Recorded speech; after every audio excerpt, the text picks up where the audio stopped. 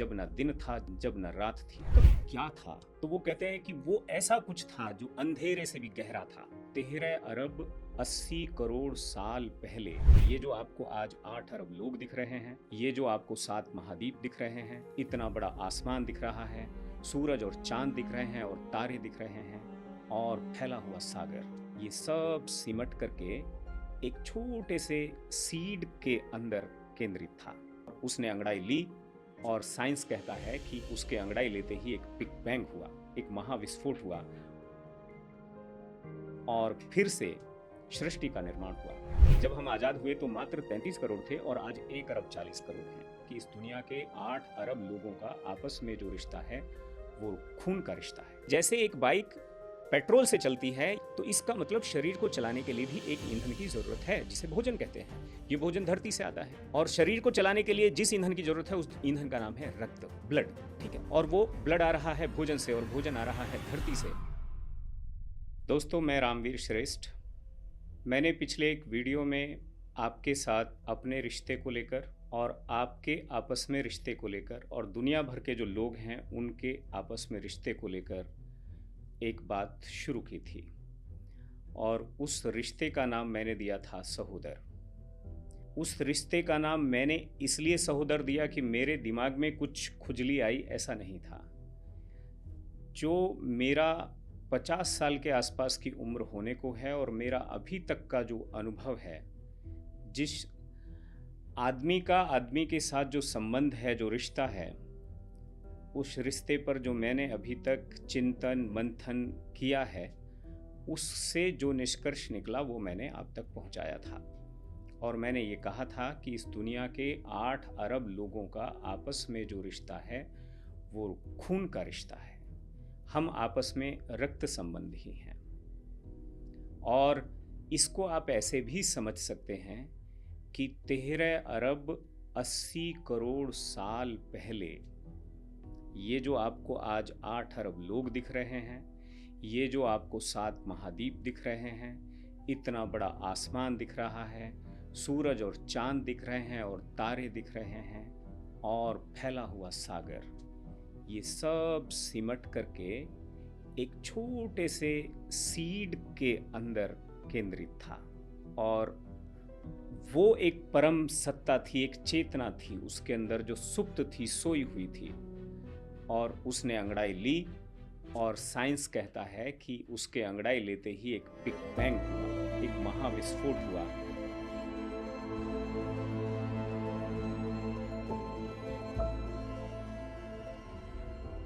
और फिर से सृष्टि का निर्माण हुआ। सारी गैलेक्सी बन गई, सब चांद और सितारे बन गए, सूरज बन गया, वही पहाड़, वही नदियाँ, रेगिस्तान, हरे भरे वन, जल थल नभ, सब कुछ वो क्रिएट हुआ। ये ऋग्वेद के नासदीय सूक्त में भी इसका जिक्र बखूबी मिलता है कि जब न सत था न असत था, जब न दिन था जब न रात थी, तब क्या था?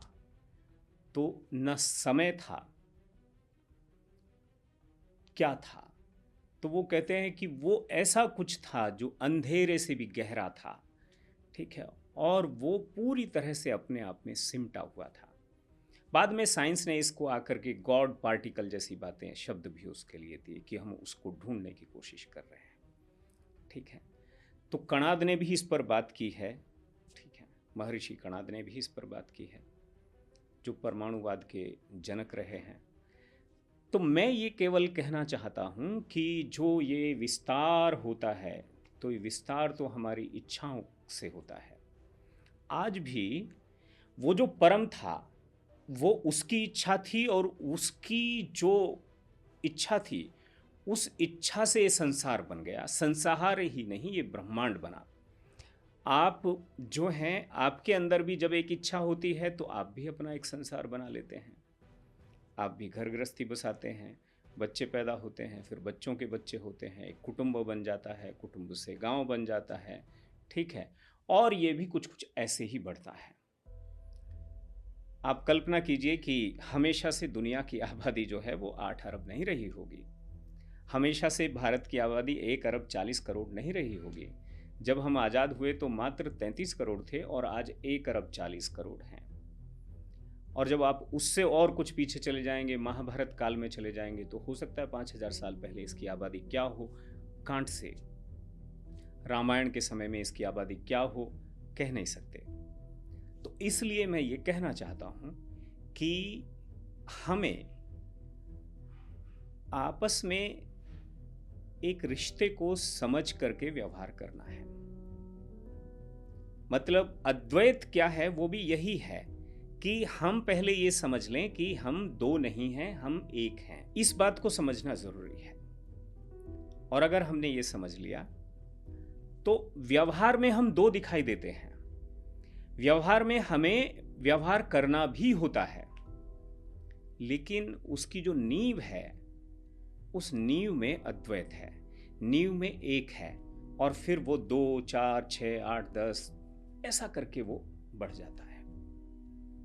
मेरी आपको इस बात को समझने में पिछला जो एपिसोड है, अगर आप उसे देखेंगे तो आपने उसे समझने की कोशिश की होगी।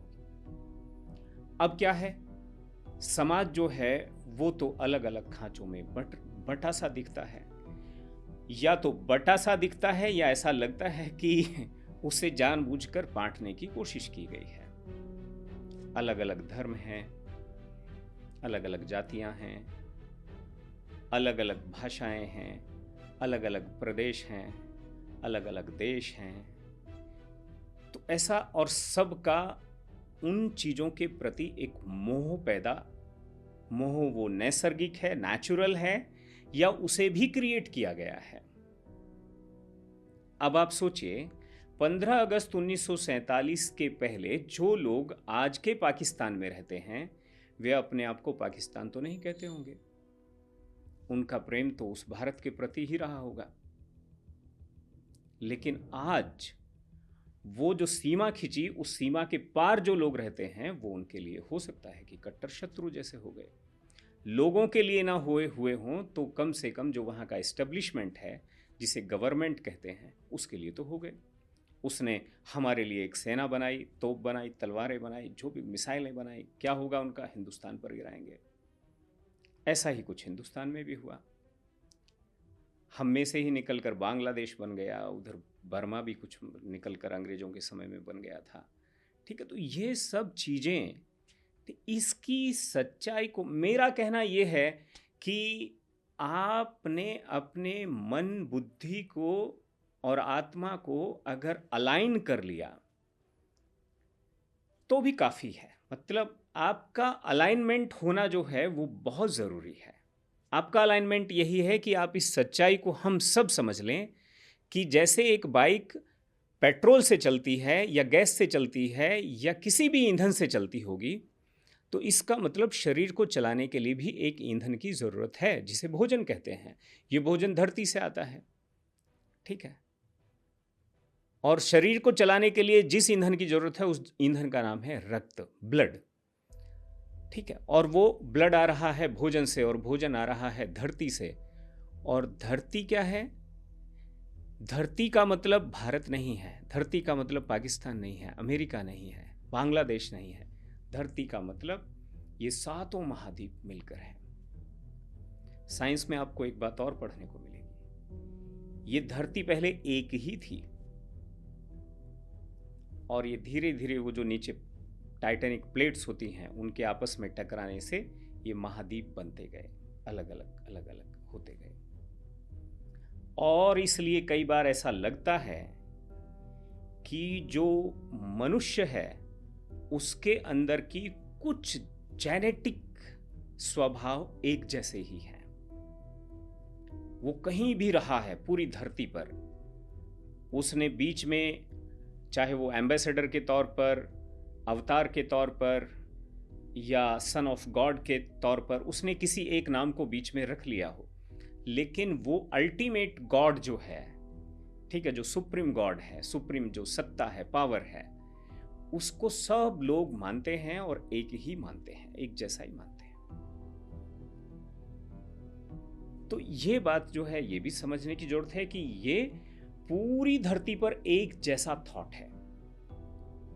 आमतौर पर तो आप अगर देखेंगे मोटा मोटा इस्लाम, क्रिश्चियन और हिंदुइज्म, इसमें प्रलय की और सृष्टि की जो कहानी है वो भी करीब करीब एक जैसी है। आप पूरी दुनिया में अगर देखेंगे तो जो पूजा घर हैं या मंदिर हैं, मस्जिद हैं, गिरजाघर हैं, गुरुद्वारे हैं, सबके आर्किटेक्चर में थोड़ा थोड़ा सा फर्क होगा, लेकिन हैं एक जैसे ही।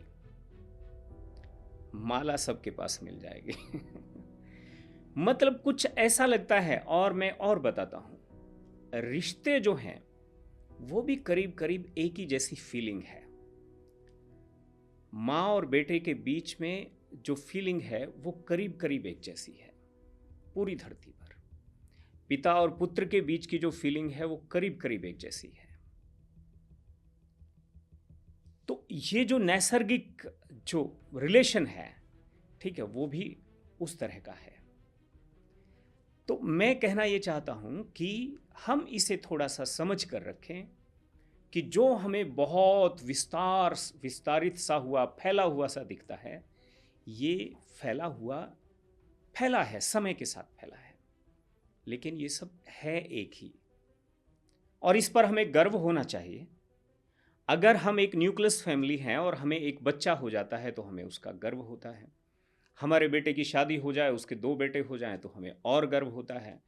और हम अपने ही आंखों के सामने पोतों की शादी भी देख लें और अपने परपोते भी देख लें तो हमें और छाती चौड़ी हो जाती है, खुशी होती है।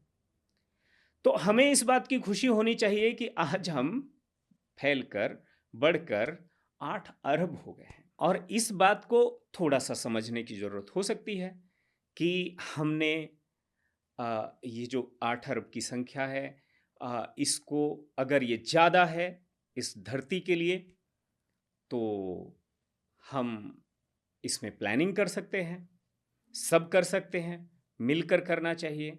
ये कोई राजनीति का विषय भी नहीं हो सकता। इसलिए मैं बहुत प्यार से, बहुत प्रेम से आपको अपने रक्त संबंधी के तौर पर, सहोदर के तौर पर, आप मेरी माँ के जाए ही हैं, इस तौर पर आपको मैं एक्सेप्ट करता हूँ। आपको से मतलब मैं भारत के 140 करोड़ लोग जो हैं उन्हीं को एक्सेप्ट नहीं करता हूँ, बल्कि मैं धरती के सभी 8 अरब लोगों को एक्सेप्ट करता हूँ कि वो मेरे रक्त संबंधी हैं, मेरे ब्लड रिलेटिव हैं, सहोदर हैं। एक ही माँ के पेट से हम लोग पैदा हुए हैं। और ये माँ कौन है? ये है माता भूमि। पुत्रो अहम पृथ्व्याः, ये भूदेवी है। अब हम जब एक दूसरे के साथ हमारा एक रिश्ता है, हम अपने अपने बिजनेस करते होंगे, अपनी अपनी नौकरी करते होंगे, कोई खेती किसानी करता होगा, कोई कुछ करता होगा। अगर हम इस रिश्ते को, इस भाव को गहरा करते जाएं, तो शोषण पर टिकी हुई व्यवस्थाओं से हम अपने आप को बचा सकते हैं। शोषण की जगह हम सहयोग आधारित व्यवस्थाओं को आगे बढ़ा सकते हैं। और तब जो है, वर्ग संघर्ष जैसी चीजें समाप्त हो सकती हैं। तो इसलिए पहली बात तो यह है कि हम इस सच्चाई को समझ लें कि हम आपस में क्या हैं। तो हम आपस में सगे भाई हैं, सगे हैं। और इसलिए इसके लिए हमें कुछ एक्टिविटी करने से, कुछ उस तरह का रिएक्शन देने से, हम क्या रिएक्शन दें ताकि हमें ये बात आपस में महसूस होने लगे, ये स्पंदन होने लगे, ये आंदोलन बनने लगे, ये अभियान बनने लगे कि हम आपस में सगे हैं, सहोदर हैं, ब्लड रिलेटिव हैं, और हमें इस रिश्ते के साथ जीना है, इस सच्चाई के साथ जीना है। एक बात तो ये, इस फीलिंग को रिएक्ट करने का क्या तरीका हो सकता है, तो इसका सुझाव आप दीजिए। मेरे दिमाग में जो 1-2 बात आती है, मैं वो वहां से शुरू कर सकता हूं। मुझे ऐसा लगता है कि आम तौर पर जब हम आपस में एक होते हैं, एक परिवार होते हैं, तो हम क्या करते हैं? एक चूल्हे का बना हुआ खाना खाते हैं। अब 8 अरब लोग एक चूल्हे का बना हुआ खाना खा लेंगे, ये तो थोड़ा मुश्किल है। लेकिन हम अपनी उस बाउंड्री से बाहर निकलकर, जिसे हम फैमिली कहते हैं, और फैमिली में भी बहुत छोटी फैमिली कहते हैं, जिसमें my wife is my queen, my son is my prince and my house is my kingdom, इतना सा ही मानते हैं हम कि मेरी पत्नी मेरी रानी है, मेरा लड़का ही मेरा राजकुमार है और मेरा घर ही मेरा संसार है। हमने जो कछुए की तरह अपनी गर्दन को इतना अंदर सिकोड़ लिया है, हम इसे थोड़ा सा बाहर निकालें और थोड़ा सा चारों तरफ को घुमाएं और देखें कि सारा समुद्र अपना है, सारा संसार अपना है, ऐसे ही अपना है जैसे इस घर के अंदर है। जस्ट एक सिस्टम बनाने के लिए हमने ऐसा कर लिया था। तो इसके क्या तरीके हो सकते हैं? तो मेरा कहना है कि जैसे आज तो ये हो गया है कि लोग इतने बिजी हो गए हैं कि कई बार पति पत्नी भी रोजाना बैठकर एक साथ खाना नहीं खा पाते हैं। लेकिन ये एक अच्छे कुछ परिवार मैंने ऐसे देखे जो तय करते हैं कि नहीं ठीक है, हम शाम का खाना एक साथ खाएंगे। कुछ ऐसे होते हैं जो तय करते हैं कि नहीं, संडे में हम खाना साथ में खाएंगे क्योंकि समय इतना मिल रहा है। तो हम भी ये तय कर सकते हैं क्या कि हम हमारे परिवार के अलावा जो हमारा कुटुंब है, एक दिन हम पूरे कुटुंब को कहेंगे कि सब एक साथ बैठकर खाना खाएं। और गांव में तो जैसे कुटुंब होता है तो उसमें एक दिन किसी ने तय कर लिया कि भाई वो उसके यहाँ दाल चावल और शक्कर और ठीक है और घी और ठीक है और मट्ठा उसके यहाँ पर बन जाएगा, सब वहाँ खाएंगे। एक दिन किसी दूसरे के यहाँ, एक दिन ठीक है। तो ऐसा हफ्ते में एक बार या 15 दिन में एक बार या महीने में एक बार, ठीक है, ये आपको डिसाइड करना है। और कम से कम जो है 2 महीने में एक बार या 3 महीने में एक बार गांव जो है पूरा रिश्ता सबके साथ एक ही है, ठीक है। तो उस पूरे गांव के को साथ में बैठ करके खाना खाने का भी प्रावधान होना चाहिए। किस भाव से होना चाहिए कि हाँ, हम इसलिए खा रहे हैं, इसलिए आए हैं क्योंकि हम जो है आपस में बिल्कुल उसी एक ही माँ के पुत्र हैं, एक ही माँ की संतान है। तो एक तो अब शहर में क्या करेंगे आप? शहर में तो चीजें बिखरी हुई हैं। तो दिल्ली में मैं यहां पर बैठा हूं मान लिया, तो मेरा कहना यह है कि मैं स्क्रीन पर अपना ईमेल और फ़ोन नंबर छोड़ दे रहा हूं और मैं आप सबको ये कहने की कोशिश कर रहा हूं कि हम दिल्ली में जो लोग रहते हैं, हम लोग 2 हफ्ते में एक बार या हफ्ते में एक बार या 15 दिन में एक बार या महीने में एक बार, जब भी आप कहें, हम लोग एक साथ बैठेंगे और एक साथ खाएंगे। अभी ये व्यवस्था बना सकते हैं कि हम वेन्यू तय कर लेंगे और हम अपने अपने घर से हम खाना लेकर के आएं और उसमें थोड़ा सा ज़्यादा लेकर के आएं। मान लिया कोई लेकर नहीं आया, ठीक है, तो वो भी खा ले और हम उसको थोड़ा और रीडिज़ाइन करते जाएंगे। मान लिया आपके ही पड़ोस में या हमारे पड़ोस में कोई एक झुग्गी है, ठीक है, जहाँ पर आर्थिक रूप से हमारे ही अपने जो बहुत विपन्न हैं, गरीब हैं, वो रहते हैं। हम उनको आमंत्रित करें और अपने साथ, ठीक है, सबको बैठा करके सबके साथ खाएं। भोजन हम अपने यहाँ से ज़्यादा ले आएं। तो हम कुछ भी इनिशिएट शुरू करें। एक तो ये एक हमारा इस भाव को प्रकट करने का एक तरीका हो सकता है। एक मेरा ऐसे ही कल ये मन आया कि हमारे यहाँ पर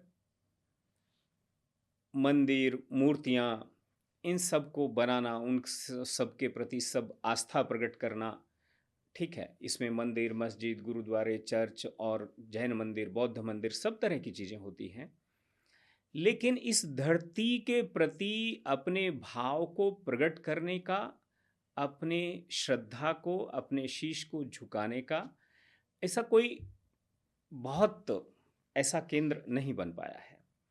तो मुझे ऐसा लगा आपका इसमें सुझाव हो सकता है कि हमें एक ऐसे मूर्ति को विकसित करना चाहिए जो इस भूदेवी की मूर्ति हो और इस धरती पर जो अलग अलग तरह की नस्लें हैं, चाहे वो नीग्रोज होंगे, चाहे वो जो चाइनीज़ जो रेस है, ठीक है, उस तरह के होंगे, मंगोलियंस होंगे, चाहे वो जो भारतीय जिस तरह के लोग होते हैं वो होंगे, चाहे यूरोपियंस होंगे।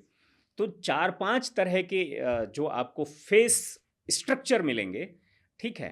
तो ऐसे इस धरती के 4-5 तरह के जो उन फेसेस को रिफ्लेक्ट करने वाले ऐसे 4-4 साल के बच्चे जो अपनी कोई उस माँ की गोद में बैठा है, कोई एक कंधे पर लगा हुआ है, एक दूसरे कंधे पर लगा हुआ है, एक कहीं उसके पास बैठा है। ऐसा करके हमें एक मूर्ति भी हमें विकसित करनी चाहिए। कौन कितनी अच्छी ठीक है, पहले उसको आर्ट के तौर पर बना सकता है, फिर उसको हम जो है ठीक है, और एक जो है हम भूदेवी का एक मंदिर जो है, वो हमें विकसित करना चाहिए। और ऐसे ऐसे मंदिर हमें जगह-जगह विकसित करने चाहिए। मुझे मुझे ऐसा लगता है और वो भूदेवी के प्रांगण में बैठकर उसके उसके चरणों में बैठकर वहाँ और वहाँ भी हम इकट्ठा आ सकते हैं, इकट्ठा उस भाव को प्रकट कर सकते हैं, इकट्ठा हम खा सकते हैं, ठीक है? तो ये 2-1 बातें मुझे अभी समझ में आ रही हैं।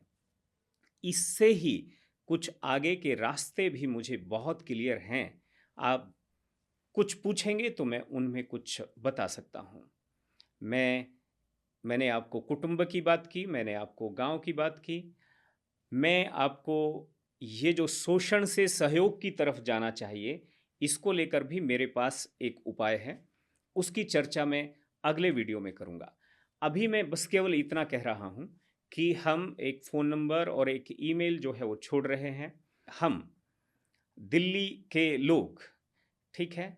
या देश के भी लोग हो सकते हैं, किसी का आने का आपका मन करे, दुनिया भर में भी आप कहीं रहते हैं, आपका मन करे, ठीक है? मज़ा तो तब आएगा कि हाँ, ठीक है, हम अमेरिका जा रहे हैं, किस लिए जा रहे हैं हम? ठीक है, हम वहाँ पर जो है भोजन करने जा रहे हैं। किसके साथ भोजन करने जा रहे हैं? जो हमारा है, अपना है, ठीक है? और अपना यानी एनआरआई नहीं, केवल एनआरआई नहीं, अपना यानी इस धरती पर रहने वाले 8 अरब लोगों में से कोई भी, किसी के अंदर भी ये सेंटिमेंट जो है पैदा होता है, तो वहाँ पर हम आ रहे हैं। मैं आपको वेन्यू देता हूँ, मैं आपको डेट भेजता हूँ और आप उस पर अपना रिस्पॉन्स दीजिए। हम आकर एक साथ बैठेंगे, बियॉन्ड द बाउंड्रीज हम इस भाईचारे को लेकर एक कदम आगे बढ़ रहे हैं, क्योंकि हमारे भाव ही हमारी इच्छाओं में प्रकट होते हैं और हमारी इच्छाएं ही हमारे कर्मों में प्रकट होती हैं। अगर हमारे भाव ही शुद्ध न रहे, अगर हमारे भावों का ही अलाइनमेंट ठीक न रहा, तो हमारी इच्छाएं भी प्रदूषित होंगी और वो प्रदूषित इच्छाएं प्रदूषण को जन्म देंगी।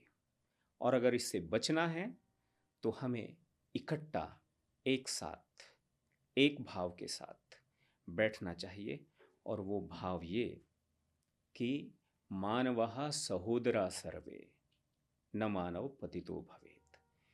इस धरती का हर आदमी जो है आपस में सहोदर है, सगा है।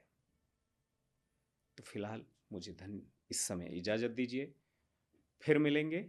नमस्कार।